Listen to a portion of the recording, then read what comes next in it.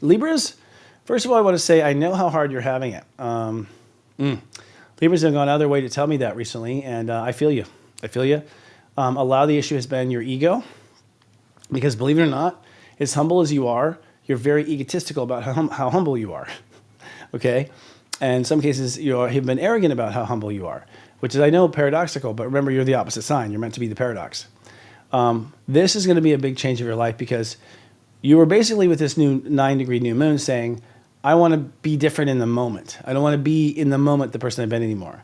I don't want to be the caretaker or the one worried about other people or the one codependent. I don't want to be that in the moment. I don't want my body to go through this anymore. So this new moon is like to say, hey, I want a happier moment, a happier existence, and that happier existence will lead to a phenomenal lifestyle with that staircase to heaven with Saturn and Mercury and Neptune and the North Node. So you'll get there if you just stop, if you just desire to be something different in the moment. And you're quite often in the future in the moment or in the past of the moment. Most Libras I know are not there in the moment. So it's time to get present in the moment if that's part of what you haven't been doing. Now, the Venus retrograde is going to affect you heavily, okay? You might feel a little drunk or intoxicated, dizzy at times. You're being, this is a grandmaster transit for you because Venus is going through, your ego energy, and ultimately in Aries, it's going to go through your marriage energy. And so you're going to feel not motivated for your partners anymore for a period. This is temporary. And what's going to happen is certain partnerships will fall apart because you're going to realize your heart was never motivated. It was always work to help them. It was always sacrifice to help them, which means you were always putting yourself second, which means you were cheating on yourself in your marriage vows. So you're going to undo the motivation inside yourself that told you had to give yourself up for others.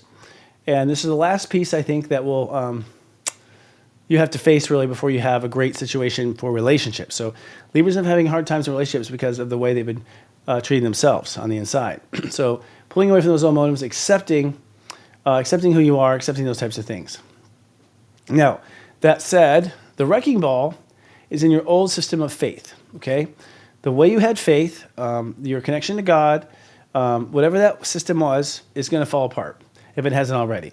Most Libras I know have become sort of just based on this life, not atheists, but just focused on what's real and countable and tangible.